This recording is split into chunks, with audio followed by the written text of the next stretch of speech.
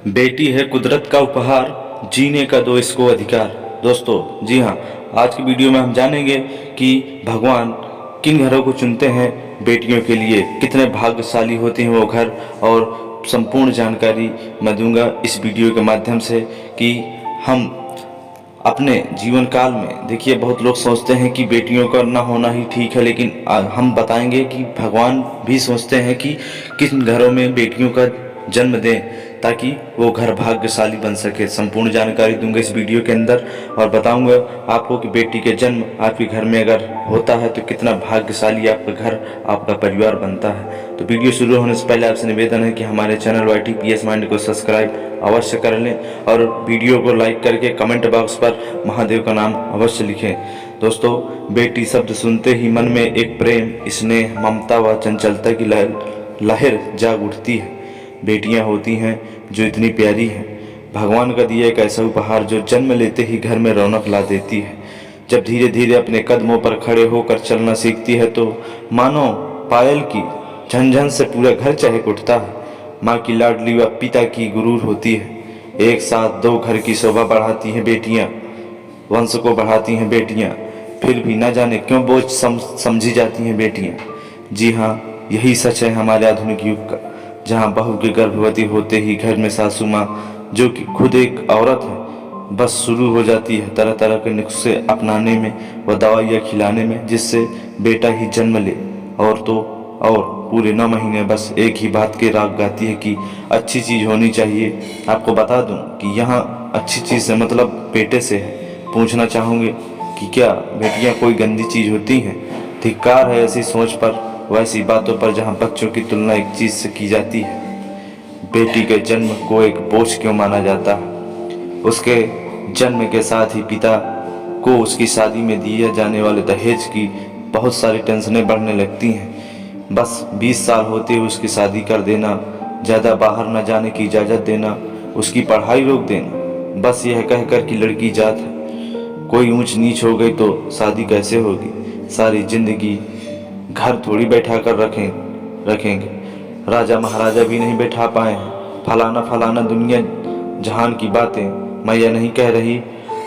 इस वीडियो के माध्यम से हम बताएंगे संपूर्ण जानकारी। कुछ औरतें भी ऐसी सोच रखती हैं, देखिए उसकी शादी मत करो, लेकिन उसको कम से कम इतना लायक तो बनाओ कि वो अपने पैरों पर खड़ी हो सके, उसको आत्मनिर्भर बनने दो, इतना कि उसकी शादी पर आपको दहेज देने की समस्या का सामना ना करना पड़े।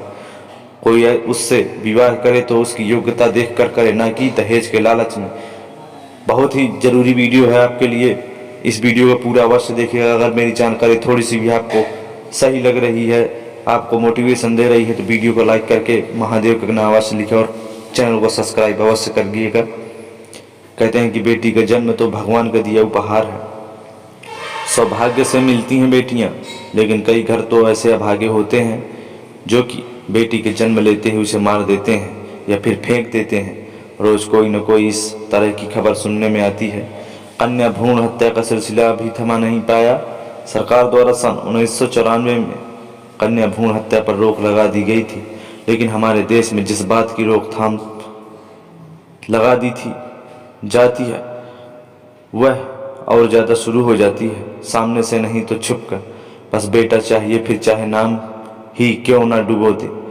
हाल ही में हुए कई घटनाओं के ऐसा सुनने में पता चला है, आपने भी देखा होगा कि लड़के हमेशा लड़कियों से पीछे रहे हैं और लड़कियों ने कई जगहों पर नाम अपना रोशन किया है। गौर कीजिएगा कि गौरी शंकर, राधा कृष्ण, लक्ष्मी नारायण, सीता राम, इन सब से पहले पूजनीय नारी है, तो फिर भी इतनी अपमानित क्यों होती हैं? ध्यान दीजिएगा, गौर करने वाली बात बिल्कुल सही है। हर भगवान के अंश में सबसे पहले उनकी पत्नी का नाम ही है। गौरी शंकर, राधा कृष्ण, लक्ष्मी नारायण, सीता राम, देखिए सब पर नारी का यहाँ पर सर्वश्रेष्ठ दर्जा दिया गया है। आजकल तो बेटियां माता पिता का नाम रोशन करने के लिए सदैव उजागर रहती हैं। वो चाहे क्रिकेट का खेल हो या फिर अन्य खेल, हर क्षेत्र में लड़कियां अपनी जगह बनाती जा रही हैं। पढ़ाई में भी अव्वल नंबर किरण बेदी हो या इंदिरा गांधी हो या फिर स्पेस में जाने वाली कल्पना चावला, यह सब भारत की ही बेटियां हैं जिन्होंने पूरे देश के गर्व महसूस कराया। फिर भी बेटी से इतनी नफरत क्यों, इतनी रोक टोक क्यों? सोच बदलो तभी देश बदलेगा। बेटी तो एक प्यारा सा भगवान का दिया अनमोल तोहफा है, उसे संभाल के रखिए। उस रब से मांगे तो सिर्फ उनकी अच्छी किस्मत उन्हें जन्म दे, ना कि जन्म से पहले मार दे, क्योंकि यही आपके सुख दुख का सहारा बनेगी। चलिए अब जान लेते हैं मुख्य बिंदु कि बेटियां किस घर में पैदा होती हैं। देखिए, सबसे पहली बात है, जिस घर में सुख और शांति रहती है भगवान उन्हीं घर में बेटियों का जन्म देते हैं। फिर है, जिस घर में स्त्रियों का सम्मान होता है भगवान उसी घर को देखकर, यहाँ पर देखिए सही बात है बिल्कुल, जिस घर में स्त्रियों का सम्मान होता है उसी घर में भगवान देखकर इस बच्चियों का जन्म देते हैं। जिस घर में स्त्री को उसका पूरा अधिकार मिला होता हो भगवान उसी घर को ही जन्म देते हैं। जिस घर में लोग वास्तविक हों, जिस घर के लोग भगवान में विश्वास करते हों और वो भगवान को पूजा पाठ करते हों, जिस घर का मुखिया महिला हो। देखिए कई जगह क्या होता है कि महिलाएं भी यहाँ पर देखिए मालकिन होती हैं अपने घर की। जिस घर में महिलाओं को देवी के दर्जा मिले हो वहाँ भगवान अवश्य बेटी का जन्म देते हैं। जिस घर के लोग खुलकर खर्च करते हैं, तो कोई कोई तो बहुत ही कंजूसी भी करता है, लेकिन देखिए यहाँ पर जिस घर के लोग खुलकर खर्च करते हैं वहाँ पर भगवान बेटियों का जन्म भाग्यपूर्ण देते हैं। जिस घर के लोग दिल के बड़े होते हैं, जिस घर पर भगवान सबसे अधिक खुश होते हैं वहाँ पर बेटी का अवश्य जन्म कराते हैं। जिस घर में माता पिता की सेवा सबसे अधिक होती है, जिस घर के लोग महिलाओं के प्रति सम्मान प्रकट करते हैं, और सबसे बड़ी बात एक चीज़ बता रहा हूँ, जिस घर में माँ दुर्गा की पूजा होती है, माँ दुर्गा की कृपा अवश्य होती है और उस घर में पुत्री की संतान अवश्य होती है। दोस्तों, ये भाग्यशाली परिवार देखिए क्या क्या फायदे दिलाती है वो कन्या, वो बेटियां। बेटी पूरी परिवार को संभाल देती हैं।